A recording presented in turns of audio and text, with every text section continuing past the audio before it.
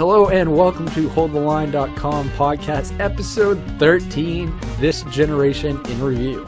What we're looking at is we are taking the HoldTheLine.com review system and our categories and calling out the top games of this generation of consoles and PC games. I am your host, Matthew Cross, also known as Dark1778. In this episode of the HTL podcast, we are joined by Paragon Greg. Hello. Amalthea327. Huzzah! Yo. And Baron X2. Hello, community. But before we get into those particular topics, we are going to look at some news and community highlights. First off, for a review, we have Tribes Ascend by G-Man and his take on how does it shake out as a free-to-play game. Our next bit of news is the HTL article highlight, in which Amalthea327 talks about the media crossover for the game Defiance and also the TV show. For some extra community highlights, we also have a brand new skin. For those that don't know what it looks like, go ahead, go to the site and look at it. It's great. I want to thank Voleon for all his hard work and all the other code monkeys that we have dwelling in our basement. May the vampires feed off the servers. And in our last bit of community roundup, HTL goes to GamerCon. This is the event we are preparing for all year. So community, let's get our butts in gear and get this thing going, shall we? On this episode of the HTL podcast, we are doing the top categories based on the HTL review system for games within the current generation of consoles and, yes, even PC games. Rachel, why don't you get into what the 5 categories are before we get into that, seeing how you're the editor-in-chief of the editorial team? Oh, way to put me on the spot. Hold on. As she drops them. I know. Oh, total fumble. My bad. So they are gameplay, story, graphics, sound, and sound was all-encompassing, so meaning ambient sound, soundtrack, voice acting, all that. And the last category is customer care. All right. And I will let our panel decide which one they want to start with. Let's start with sound, because no one ever starts with sound. Sound is good. That sounds great. Ba-dum-tsh. Bad main humor. Wow. Wow, we are like 2 minutes in and it's already started. Yes, it is. Rachel, why don't you go first for sound? Which one, you know? Well, for me, I kind of had to think about this one because I don't know, for me, I don't pay attention to sound a lot unless it's really bad.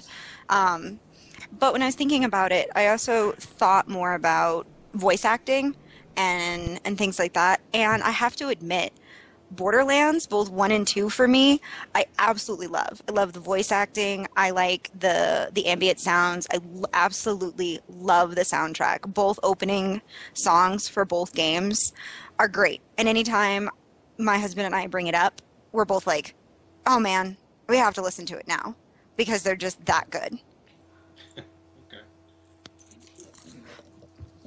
So for me, you know, something that really like sticks in my mind in terms of something that I don't get annoyed playing multiple times or hearing, you know, going to the same area and having to hear that same area music. It doesn't get on my nerves like some other games can. So I don't know if anybody else has more specifics, but both Borderlands 1 and 2 for me for sound. All right. I guess when it comes to sound, I really have to go towards the voice acting, and I think that's what really kind of draws me in. And I would say there are 2 games where perhaps the sound mixing and the scores weren't super great, but the voice acting got me in 100%. And that would have to be the Cybertron series, because anytime I get to play as Optimus Prime and hear Peter Cullen's voice, it's always a good thing. And then number 2 would be the Arkham series, because anytime I get to play as Batman and hear Kevin Conroy's voice, that's also a good thing. So those 2 game series for the whole slew of actors. It's not just Peter Cullen, Kevin Conroy, you know, Mark Hamill, Arlene Sorkin, they all were... I mean, they just brought these characters to life. And so if I have to go sound, I have to give credit to the best voice actors in the business. I applaud you, sir.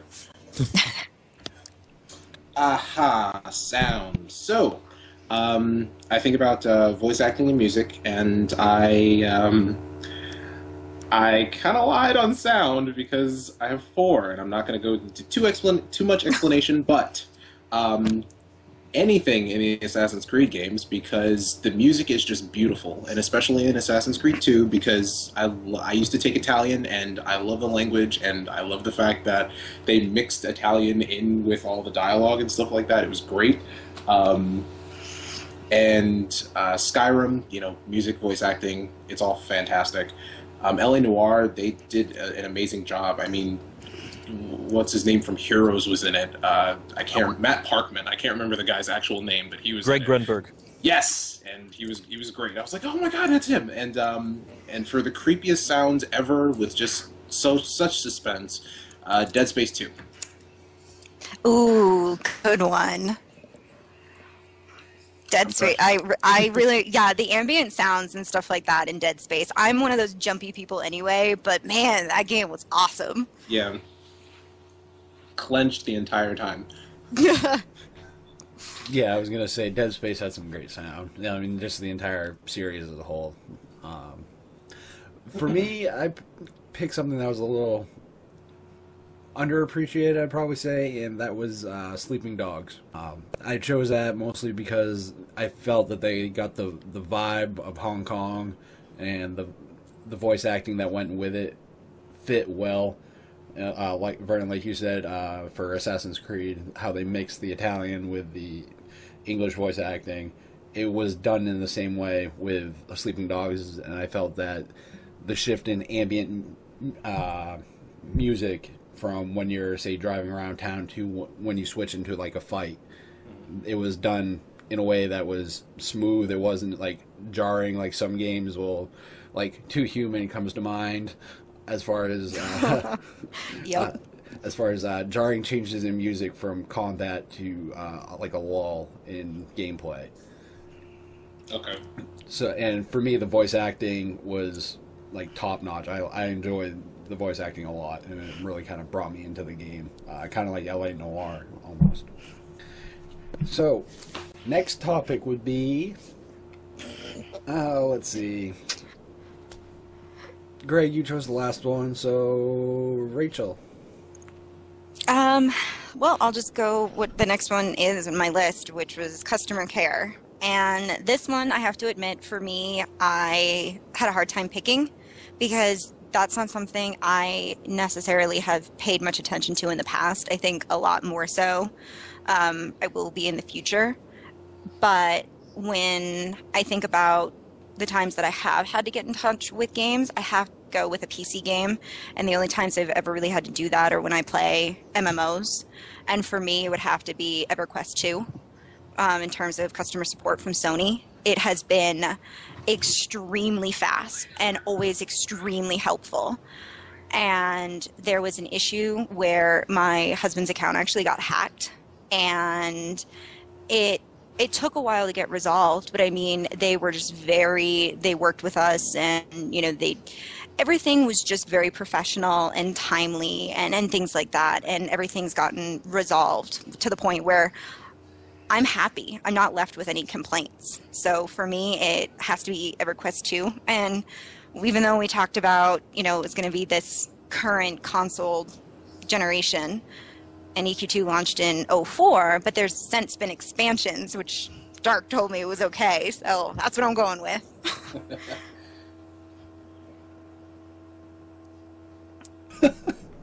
So I'm done. If anybody else wants to jump in, have at it. And I'm actually making like a jumping motion with my hands. I wish you could see it. I can imagine. I would like to go if that's possible. Yeah, go ahead. Customer care. I don't have a specific game, although this one is pretty obvious what games they are. Bungie. I never had a problem with a Bungie game, or like I said, it's a two-way tie between Bungie and Rockstar, because I've never had problems with any of them.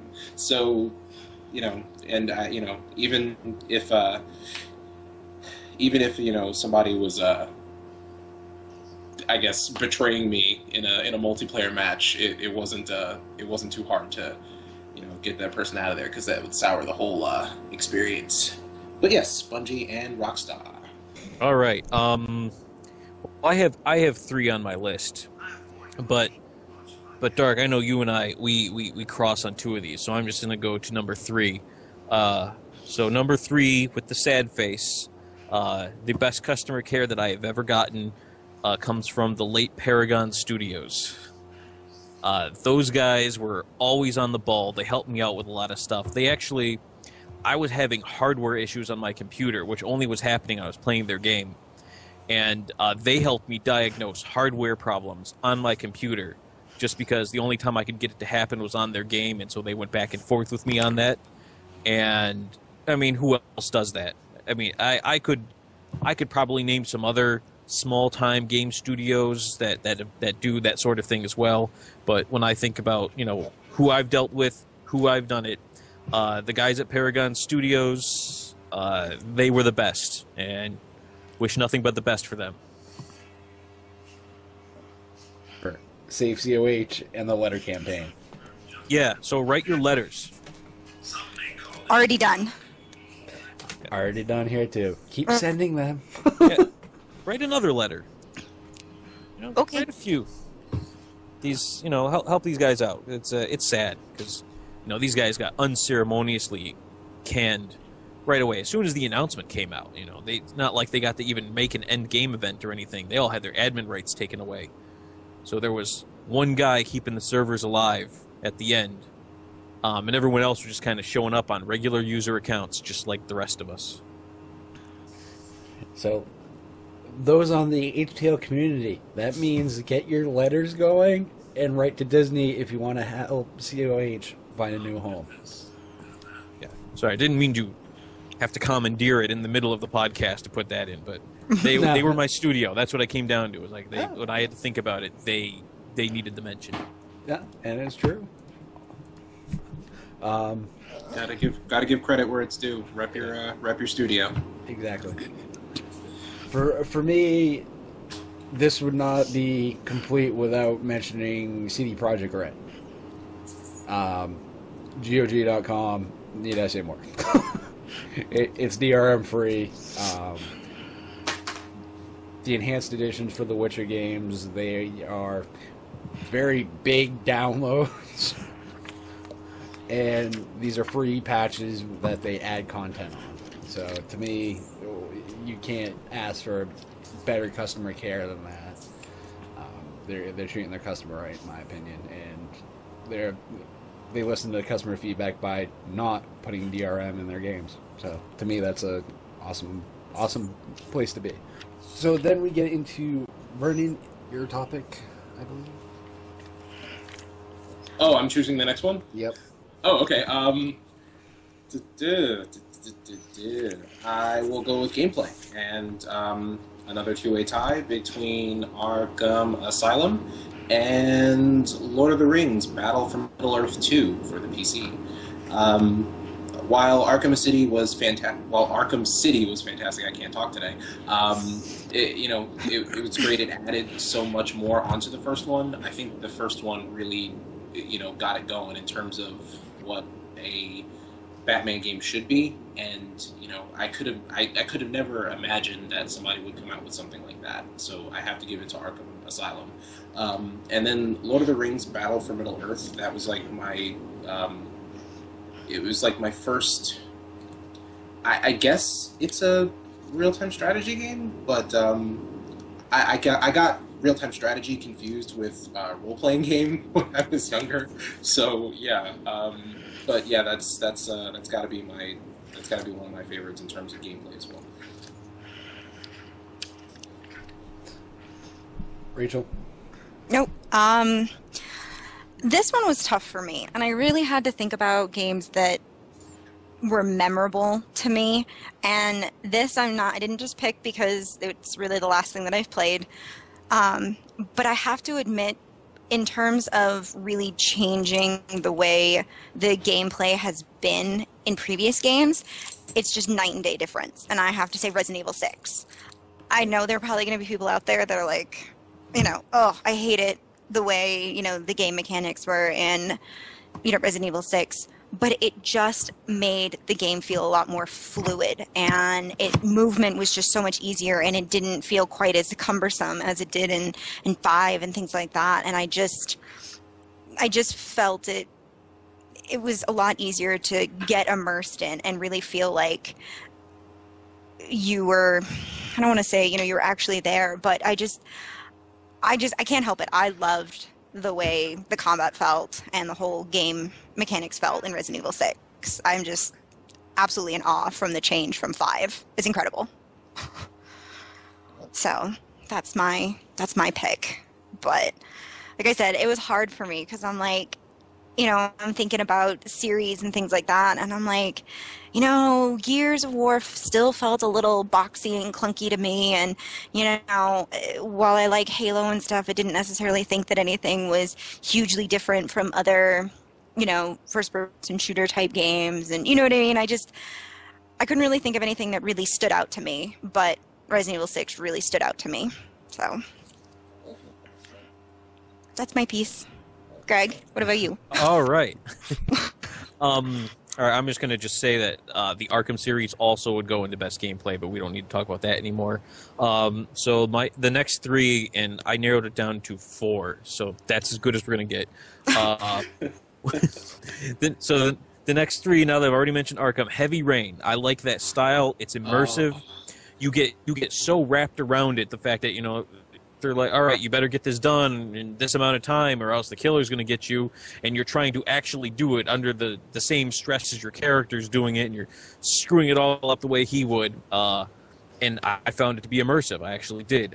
There are times it gets cumbersome, like when you're not under stress, then I don't really feel very good about having to open and close doors for myself and to, pick up the phone, then dial the phone, then put the phone away. But in the times when it was heavy and stressful, then that was a good experience. Portal, that just speaks for itself. I liked how Portal worked, and the portals work wonderfully. And then my last, and this is another sad face story for me, probably the best gameplay of any games that I have played this generation has been Kingdoms of Amalur Reckoning. I love the combat. It was free flow. You could move from attack to attack to attack.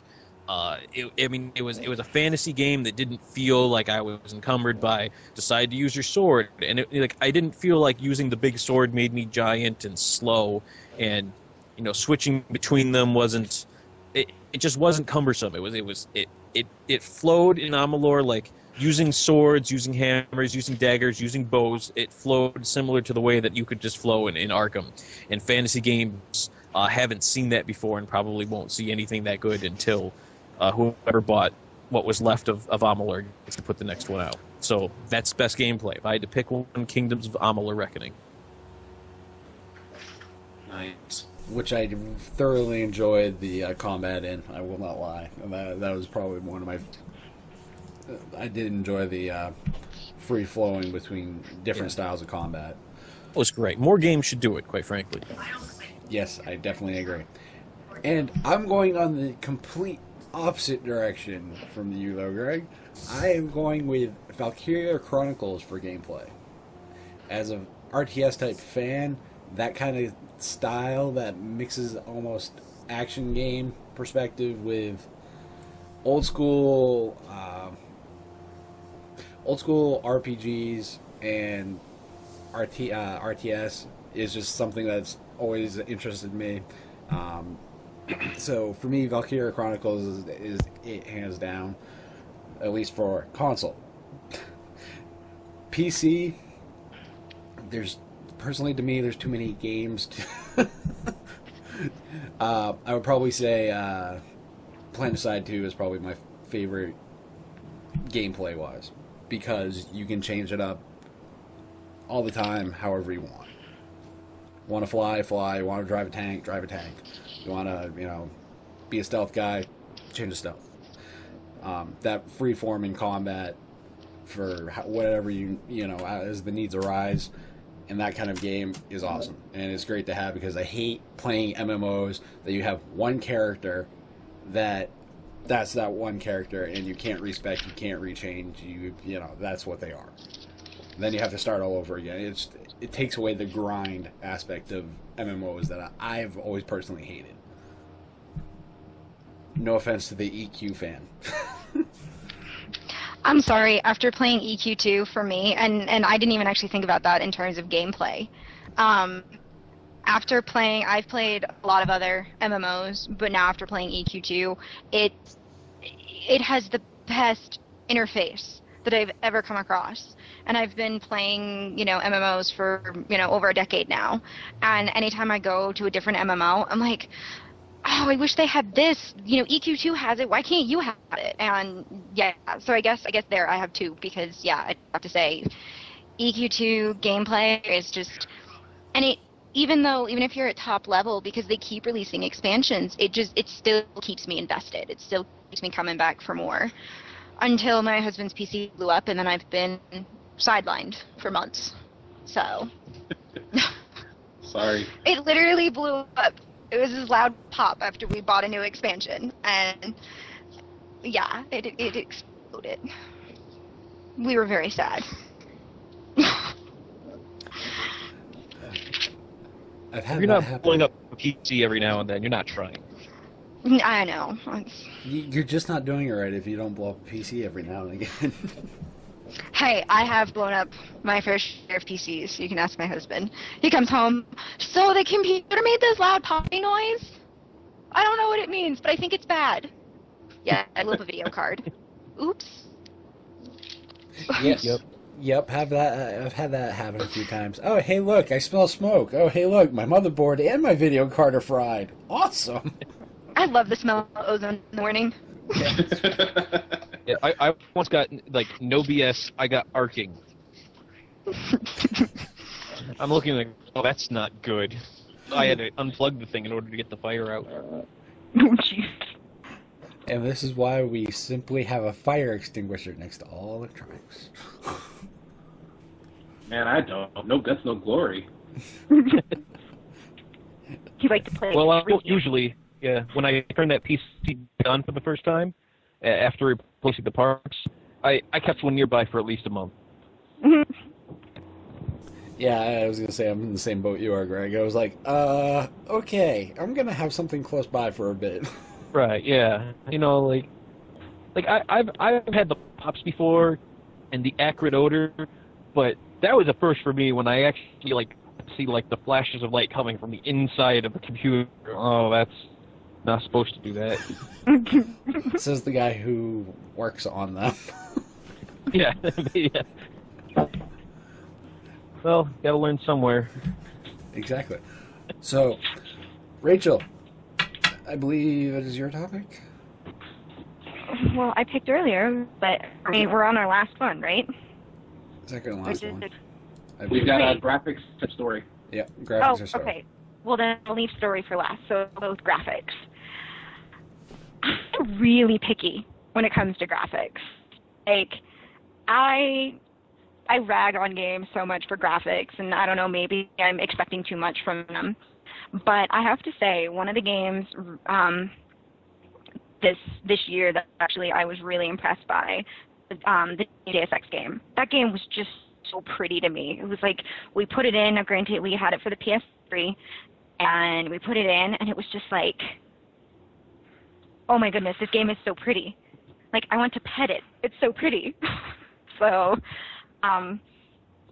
that's my thing. I don't get overly technical with things, and, but I will throw out one of my biggest disappointments in terms of graphics was The Darkness 2. My God, worst graphics. I don't know. It was just terrible. The second one looked like it came out first gen Xbox. It was bleh, terrible. I was so disappointed.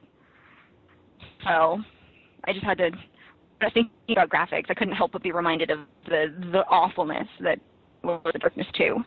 So for me, graphics, I'd have to go with because I don't do a ton of PC gaming right now. I will be in the near future, but I also don't have a crazy go nuts computer that can support crazy go nuts graphics. So for me, Deus Ex.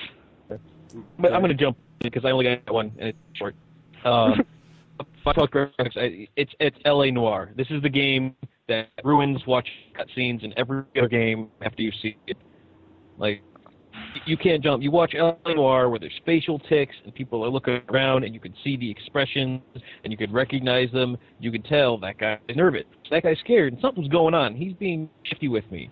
And you watch that and then you try to watch a Mass Effect 3 when they can't even get the voice and lips to match up.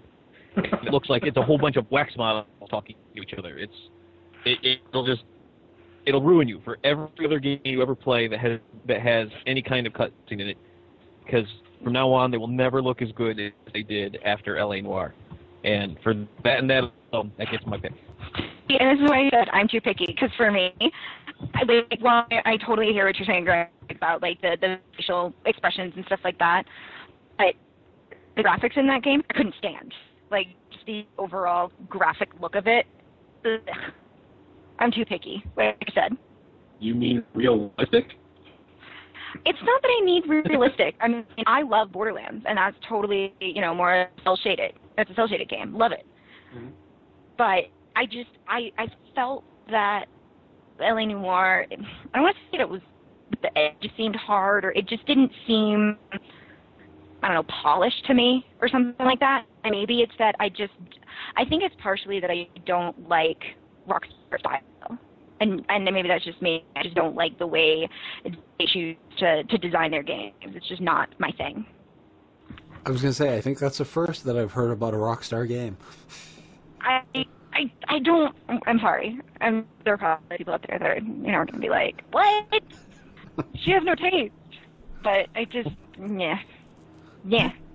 Between this and Resident Evil 6, the internet is going to break in half. Yeah. I know. I will have single-handedly on the internet. Yes. Mission accomplished. It'll steer people's attention away from the VGAs. Well, we'll get into that in a bit. At 2 this week, being told I'm the worst teacher ever and breaking the internet. Yes. This week was success. Okay, so I know that it wasn't the best game ever, but graphically, Asura's Wrath. I mean, it doesn't get much credit because the whole Capcom thing, and they sold the ending separately, and there wasn't much to control and stuff like that. But I kind of appreciated it for what it was because I do enjoy specific animes, and it reminded me of those animes that I used to watch on Toonami when I was in high school and stuff. So it just looks very beautiful, and just the colors pop and everything like that. So I really appreciated Asura's Wrath. And excuse me, something that was kind of underrated to me is, in terms of graphics, is and I'm surprised that this wasn't even nominated last year, but Rayman Origins. Nobody brings that up. I mean, it's a throwback to old NES games, Sega games, and stuff like that, and it just worked for what they were trying to do. So graphically, I throw Rayman Origins out there too. Yeah, for me, this was actually a tough category because there's been a lot of interesting developments graphically for games. You have The Witcher 2, which for any PC fan, if you want a benchmark and you're an RPG player on the PC, go get the damn game. Uncharted 2 usually gets touted as the crazy, hey, these graphics are, whatever. I think a series that is often hard to gauge would be the Killzone series. Killzone 2 had a lot of hype behind it. Thank you, pre-rendered cutscenes.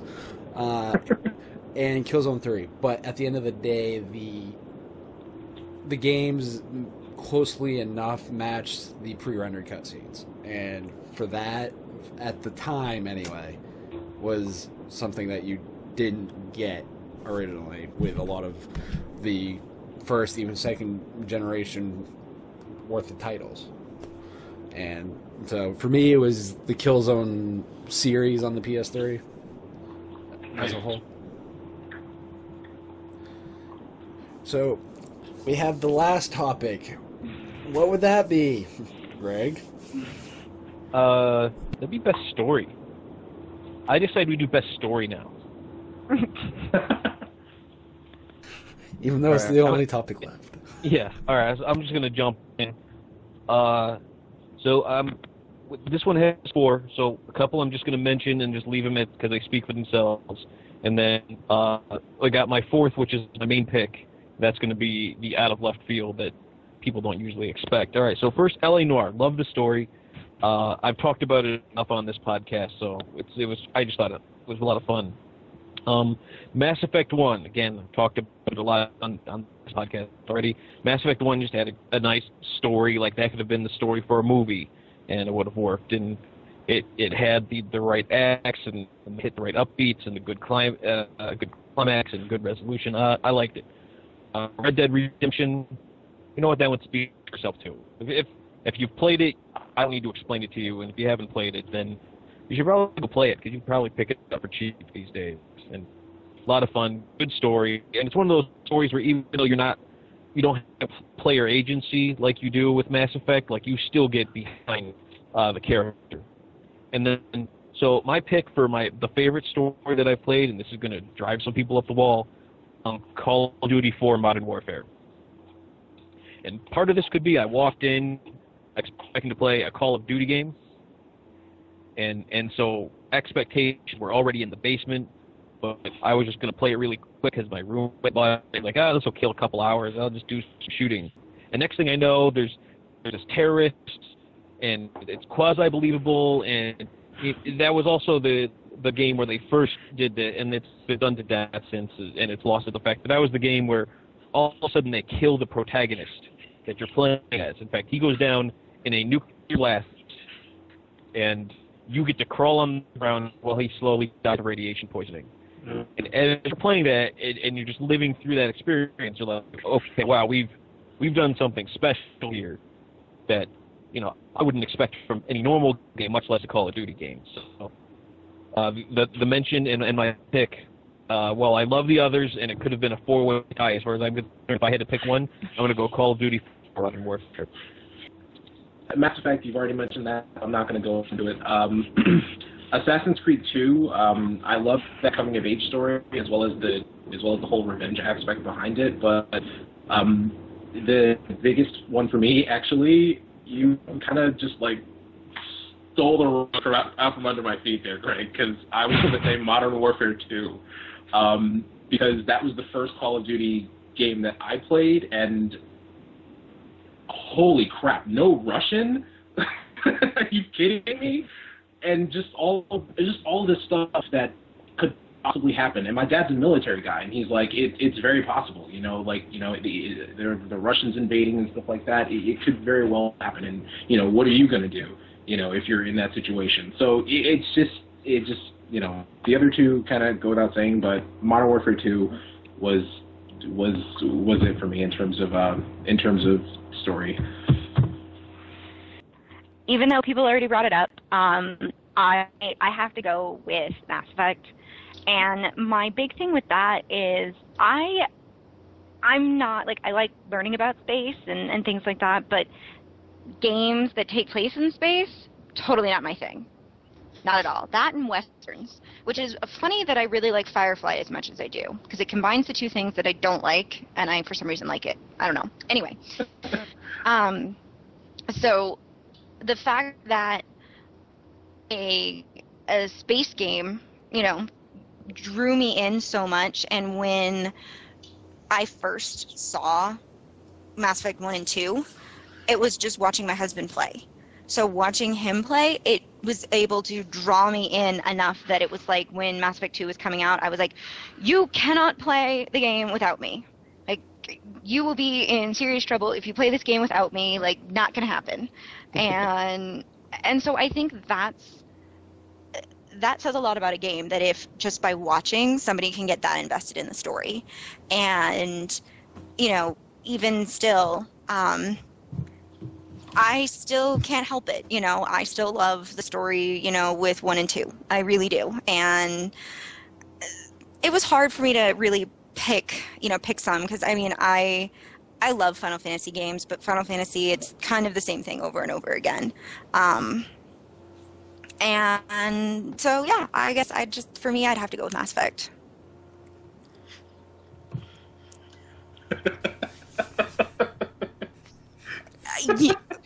Don't even.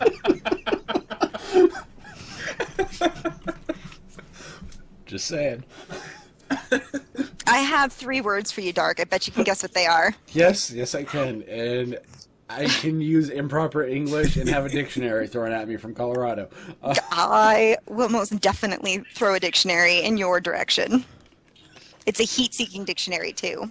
Yeah, I know. Because apparently I got one thrown at me that I didn't even intentionally get. Just to keep me on my toes, huh? Yep. So, Greg, for me, you had already mentioned L.A. Noire. So there's really no point in me mentioning that. I had also Xenoblade Chronicles. Want to play. There's moments in the game where it's not just strictly story. like it's not strictly the main story. It allows interaction between the characters and rounds out the characters and their thought processes more. Something I think certain bigger RPGs from Squeenix could learn from as far as character development. But one of the games that I actually chose, and Rachel, you broke the internet with Resident Evil 6. I'm going to break the internet by saying Alpha Protocol. Ooh. I like how we had this collective kind of Wow. shock groan noise. I'm dying to hear your reasons. Call me a fanboy for Obsidian because I do enjoy their stories, regardless of how, shall we say, buggy their games can be. I look at KOTOR 2 on that one, but I blame other entities on that. For me, what made Alpha Protocol different was the fact that throughout the story, your reputation preceded you.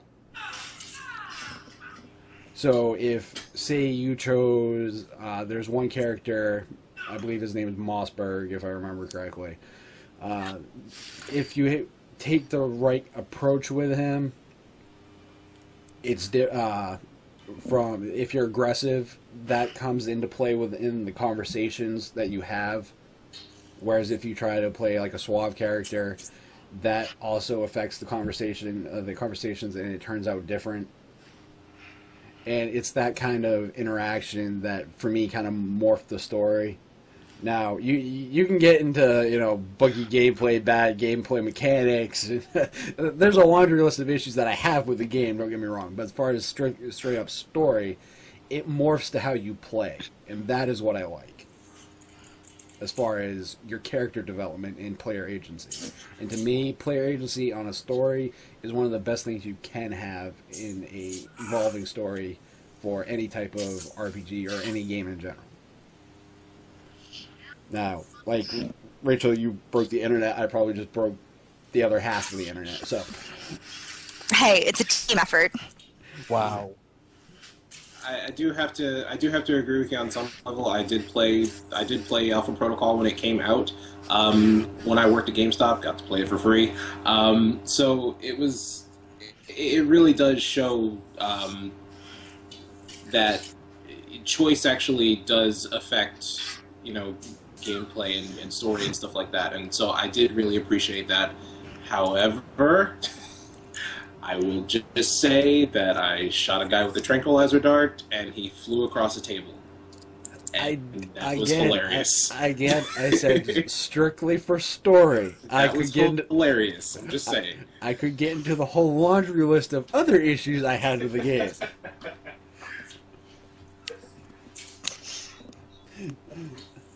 So, those are the 5 categories we have. So... Can we throw out an underappreciated game? Yes, we can. That was the thing I wanted to end with, was one of the most underappreciated games of this entire generation, regardless of the system. So, seeing how, Rachel, you wanted it, go ahead and give us your pick. So I'm a big fan of, this isn't my pick, but I'm a big fan of like the Dynasty Warriors, Samurai Warriors, like kill mad amounts of things and, you know, all that stuff. I enjoy those.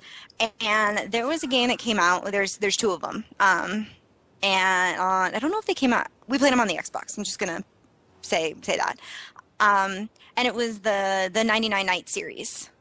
And I personally really, really enjoyed them. And I feel like not a lot of people knew about it and played them because, you know, when people are looking for suggestions on games and, you know, and I ask them what they've played in the past and I'm like, oh, I bet you would like this. And they're like, huh?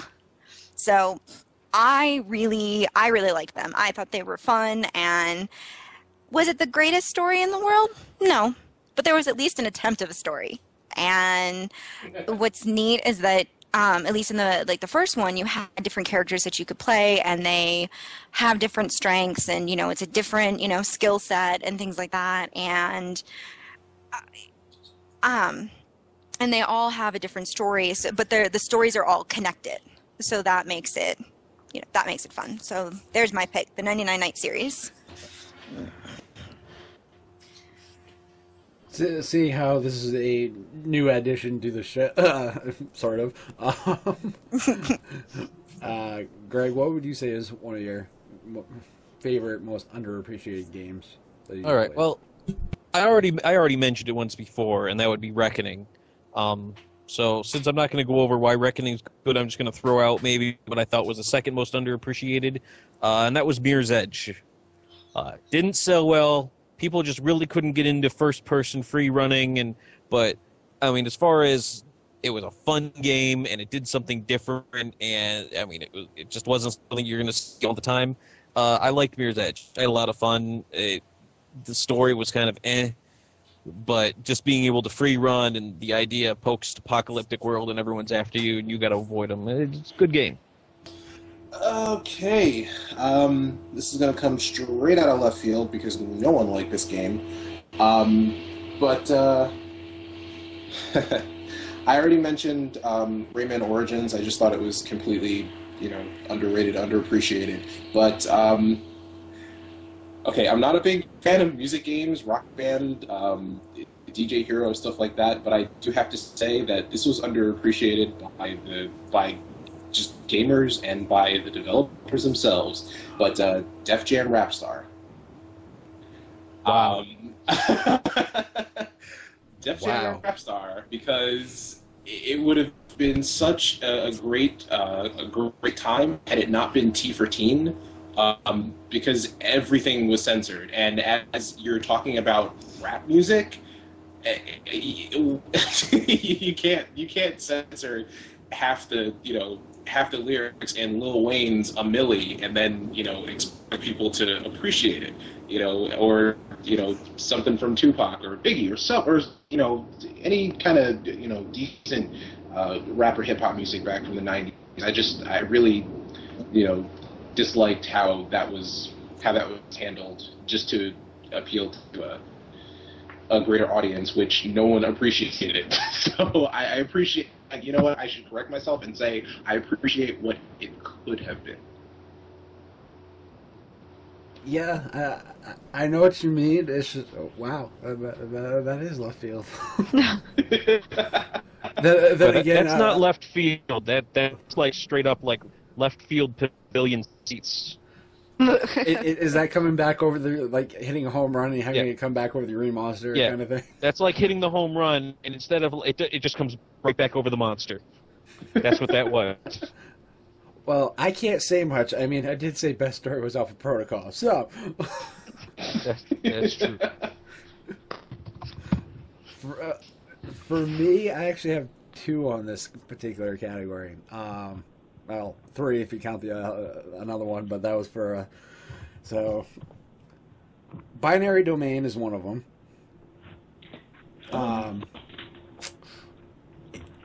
Not the most polished, it's not the best of, but I felt the voice acting was pretty good. The gameplay was it's a solid 8 game, and it's sad to see that a game like that will never get a sequel. Especially given who it came from as a publisher, and that was Sega. Sega! Yeah, and given their Sega. their trouble in financials, I don't see them making a sequel to that, which is unfortunate because that could have been a really, really good gaming franchise to develop. Another one was The Last Story. Want to play? Yes. I cannot say enough about this. Is a great way to swan song your last gen system. With the Wii U coming out now, it would be like the best game to play on your original Wii. As far as just you want good story, I mean it's for RPG length. Okay, it's kind of short. It's short on side quests and that kind of stuff, but the way it's done, it's a good swan song, and that's something a lot of systems don't see. A lot of systems just kind of fall off the face of the planet. GameCube, Xbox. Just saying. So, and my last one would probably be being a fan of comics and whatnot was Spider-Man: Web of Shadows. Oh yeah. Some might disagree with that one, but I think it's underappreciated if you're a fan of comics. It uses a lot of comic knowledge within the gameplay, which is awesome. And to me, that's just killer. No, that's a good choice. That's yeah, that's perfect for that list. So to me, those are the three games. Which better way to swan song system? A solid game that'll never get another sequel. That could have been a great franchise, and a game that is great for comic fans. So that is all, not unless anybody else has anything to add. Oh wait, yes I do. Why are we not watching the VGAs? Because there are pictures of red pandas on the internet? There's our editor-in-chief's opinion, and she's the one that came up with the review system. And I didn't know the VGAs were tonight. Oops. Vernon? I am not watching the VGAs because Jeff Keighley used to be an idol of mine, but slowly but surely over the years, over watching like GameStop TV, over Spike TV and stuff like that, I couldn't. I don't know, just something felt strange, and ever since I saw him defend, a great game that we all love, after that it just seemed to fall off, and he just seemed to be unfortunately more about the money, like everyone is nowadays. So that, and the fact that Dorito Gate.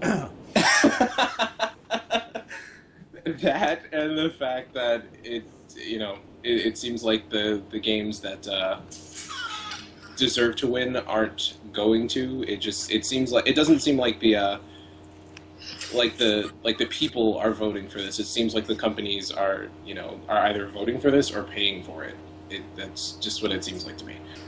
Yeah, I knew that the VGAs were tonight, and I don't care because the Celtics are playing the 76ers, and it is an intensely close game right now. As I'm speaking to you, the score is 76-78, 76ers with just minutes to go in the fourth, and I have been, yay close to screaming into the microphone most of this podcast. Because for those that don't know, Greg is our resident sports fan. There was that night during the Ustream, or the community live stream, that I thought I muted my mic and I yelled at the baseball game, and there were many obscenities. No, you did mute it, and we still heard you. I didn't realize that the mic on my laptop was still going. Oops. Many obscenities was correct, and that was when the Yankees were losing. All I'm gonna say, which Greg would just laugh about. Yeah, that's a good thing. No, but anyway. Although, however, I still usually would be yelling obscenities at that point.